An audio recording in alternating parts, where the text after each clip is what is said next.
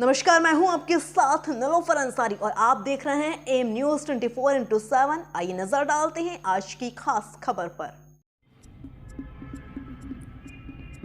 रमजान मुबारक महीने का चांद का दीदार होते ही मस्जिदों व घरों में ईशा की नमाज के बाद से तरावी में कुरान पाक पढ़ा जा रहा है। रमजान समधन नगर की मोहल्ला लोहिया नगर मदरसा अरबिया खालिद इब्ने बिन वलीद में मौलाना आसिफ की सरपरस्ती में हुई तरावी। रविवार को 7 दिन की तरावी में मौलाना मुफ्ती मोहम्मद रिजवान शेख ने 7 दिन की तरावी में कुरान पाक को पढ़कर मुकम्मल किया। कुरान पाक मुकम्मल होने पर दुआ में शरीक हुए सैकड़ों लोगों ने मुल्क में अमन चैन की दुआएं मांगी।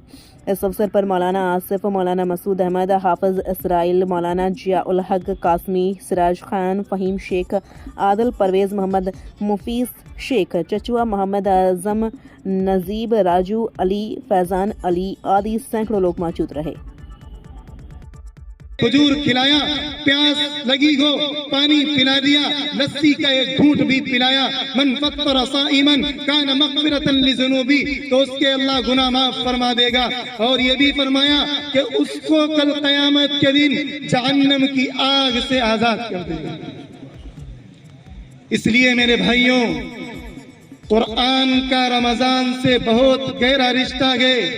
हुफ्फाज जानते गए कि कुरान को अगर साल में याद किया जाए तो बहुत दुश्वारी होती है, लेकिन जब इसी कुरान को रमजानुल मुबारक में याद करने बैठो तो बहुत आसानी से याद हो जाता है।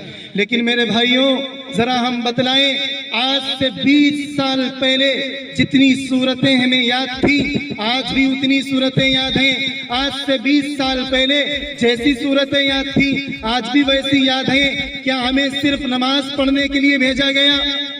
क्या सिर्फ हमें ज़कात देने के लिए भेजा गया? क्या सिर्फ मामलात करने के लिए भेजा गया? नहीं नहीं, उसी कुरान ने हुक्म दिया वरत्तिलिल कुरान तरतीला, इस कुरान को तरतील के मुताबिक पढ़ो, अच्छा करके पढ़ो। अल्लाह के नबी ने फरमाया ज़य्यिनुल कुरान बि अस्वातिकुम, ऐ लोगों अपनी आवाज के जरिए से कुरान को खूबसूरत बना के पढ़ने की कोशिश करो।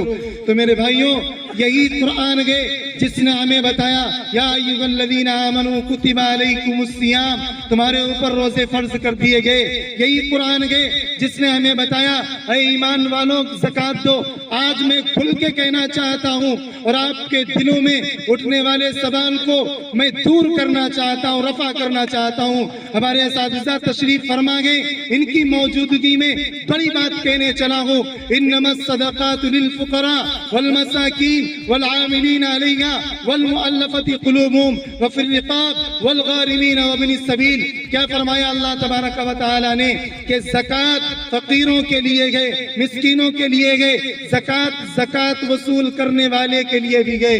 क्या फरमाया कि जब कोई तुम्हारे यहाँ ज़कात वसूल करने आए तो उससे नजरें न फेरो और अपने माथे पर बल न डालो, उसे पीठ न दिखाओ, वरना क्या होगा अगर तुम ज़कात नहीं दोगे और उससे पीठ फेरोगे, अल्लाह रब्बुल इज्जत की कसम खा के कह रहा हूँ, बुखारी शरीफ के अंदर रवायत मौजूद है, इब्ने माजा में रवायत मौजूद है, तिरमिजी शरीफ के अंदर भी रवायत मौजूद है। आप जा करके तलाश कर लीजिएगा। जनाब रसूलुल्लाह सल्लल्लाहु अलैहि वसल्लम ने फरमाया है और कुरान करीम की आयत में भी मौजूद है, कल क़यामत के दिन अगर आपने आज ज़कात अदा नहीं की तो कल क़यामत के दिन इसी ज़कात के माल को जहन्नम की आग पर तपाया जाएगा और तपा करके तुम्हारे माथे पर, इस जबी और पेशानी पर उसको लगाया जाएगा। और जो आपने पीठ दिखाई थी सफीर को, ज़कात वसूल करने वाले को, और पीठ में दागा जाएगा, इतना सख्त अज़ाब, और कहा जाएगा हाज़ा मा कनज़्तुम, ये वही माल है जिसको तुमने अपने लिए जमा किया था, तुम उसे अपना हक समझ रहे थे, हालांकि ये अल्लाह का हक था। और आपको एक बात बता दूं, आज हमारे पास कोई सफीर आ जाए, मदरसे का मुअल्लिम आ जाए, कोई उस्ताद आ जाए ज़कात वसूल करने के लिए, हम रोने लगते गए, अंदर अंदर से जलने लगते गए। हमारे और आपके नबी जनाब मुहम्मदुर रसूलुल्लाह सल्लल्लाहु अलैहि वसल्लम ने ऐलान फरमाया कि ऐ लोगों, जब तुम्हारे पास ज़कात वसूल करने के लिए कोई आए तो उसकी इज्जत करो, इकराम करो, उसे खुश करो, वरना तुम्हारी ऐसी ज़कात देने का कोई फायदा नहीं होगा। और ये भी याद रखना, आज जो मुसीबतें टूट रही हैं, जो मुसीबतों के पहाड़ टूट रहे हैं, इसकी वजहों में एक वजह ज़कात ना अदा करना है। मैं आपको बताऊं, वमा असाबा मिन मुसीबतिन इल्ला बिइज़्निल्लाह। इस रुए जमीन पर, इस कायनात पर, इस कुर्रे अर्ज़ पर अगर कोई भी मुसीबत आती है, कोई भी हालत आती है, कोई भी हादसा होता है, कोई भी हाल आता है, वमा असाबा मिन मुसीबतिन इल्ला बिइज़्निल्लाह, तो अल्लाह की जानिब से आता है। आज हम रो रहे हैं, बिलबिला रहे हैं, पूरी तैयार कर रहे हैं। अल्लाह के रसूल सल्लल्लाहु अलैहि वसल्लम ने फरमाया, फल आजिल खैरुम मिन, जो जल्दी आने वाली है वो इससे बेहतर है। और चले गए वो जो शख्स था वो सोच में गुम है कि मैं अपनी झोपड़ी तैयार कर रहा हूँ, और जनाब रसूलुल्लाह सल्लल्लाहु अलैहि वसल्लम क्या बात कह के चले गए। मेरे भाइयों, जनाब रसूलुल्लाह सल्लल्लाहु अलैहि वसल्लम ने ये फरमाया कि देखो, तुम झोपड़ी तो तैयार करो, तुम बिजनेस तो करो, कारोबार तो करो, बड़े बड़े महल तो बनाओ, लेकिन उससे पहले इन महलात से और इन महलों से, इस बिजनेस से, इस दुकान से, इस तिजारत से दिल न लगाओ, दिल अल्लाह से लगाओ।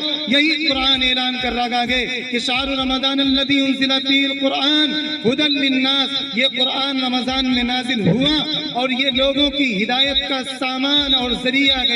चुनांचे सहाबाई किराम रिज़वानुल्लाहि ताला अलैहिम अजमईन की जिंदगी आप देख लें। मैं आपको एक लम्हे के लिए ग़ज़वे उहद में लेके चल रहा हूँ, जब सहाबाई किराम रिज़वानुल्लाहि ताला अलैहिम अजमईन ने कुरानी अहकामात को माना और सीने से लगाया, उस पर मोहब्बत की और कुरान पर अमल करके दिखाया। फिर कुरान ने कहा रज़ियल्लाहु अन्हुम, अल्लाह उनसे राजी हो गया, वो अल्लाह से राजी हो गए। अल्लाह ने उन्हें भी खुश कर दिया था, लेकिन उन्होंने जब कुरान पे अमल किया था, फिर नबी की एक भी सुन्नत छूटी नहीं थी। जब कुरान पे अमल किया था तो आका के तरीके से प्यार किया था, जब कुरान पे अमल किया था तो आका की जिंदगी को अपनी जिंदगी बना लिया था, आका की चाहत को अपनी चाहत बना लिया था। आका से इतना प्यार और इतनी मोहब्बत, इतना लगाव था कि ग़ज़वे उहद के अंदर जब जनाब रसूलुल्लाह सल्लल्लाहु अलैहि वसल्लम पर हमला हो रहा है तो एक सहाबी गए, आपके ऊपर यूं छाए जा रहे गए, कुफ्फार तीर बरसा रहे गए और उनकी पीठ पर तीर पड़ रहे गए, तीरों पर तीर खाए जा रहे गए, लेकिन आका अलैहिस्सलातु वस्सलाम को बाहों में भरे हुए गए। एक भी तीर जनाब रसूलुल्लाह सल्लल्लाहु अलैहि वसल्लम को न लग जाए, ऐसी मोहब्बत सहाबाई किराम ने की और इसी कुरान ने उन्हें सिखाया था।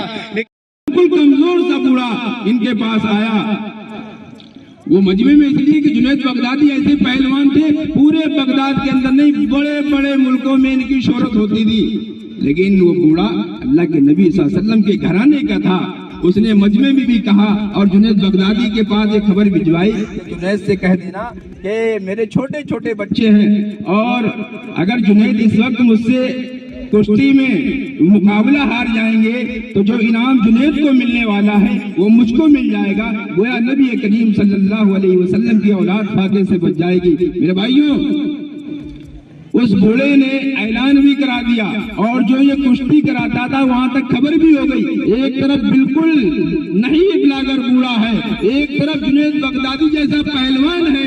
मेरे भाइयों, ऐलान हो गया, तारीख तय कर दी गई। ये अजीब व गरीब वाक़िए को और ये पहलवानी को देखने के लिए दूर दूर से लोग आए। खैर मेरे भाई, अखाड़ा तैयार हो गया। वो बूढ़ा जुनैद बगदादी रहमतुल्लाहि अलैह के करीब में जैसे ही पहुंचा तो जुनैद बगदादी जैसे आगे बढ़ते हैं तो उनके बढ़ने की हैबत लाकर बूढ़ा गिर जाता है पहले ही। फिर दूसरे जुनैद बगदादी कहते मेरे भाई खड़े हो, फिर वो खड़ा होता है, फिर उनकी आंख पर जैसे ही नजर पड़ती है बूढ़ा फिर गिर जाता है। फिर बूढ़ा धीरे से वही दंगल के अंदर कान में कहता है जुनैद बगदादी, मैं आपसे कुश्ती लड़ने नहीं आया, मैं सैयद घराने का हूँ, गोया मोहम्मद अरबी सल्लल्लाहु अलैहि वसल्लम की औलाद फाके से दो चार है। ऐ जुनैद बगदादी, अगर इस वक्त तुम मुझसे कुश्ती हार जाओगे तो जो इनाम तुमको मिलने वाला है वो मुझको मिल जाएगा। जनाब नबी करीम सल्लल्लाहु अलैहि वसल्लम की औलाद फाके से बच जाएगी। मेरे भाइयों, ये था इश्क, ये थी बहादुरी। जुनैद बगदादी शाही पहलवान है, लेकिन अल्लाह और उसके नबी की औलाद के लिए, अल्लाह और उसके नबी की मोहब्बत के लिए, जैसे ही जुनैद ने ये सुना कि अल्लाह के नबी के घराने का है और इसके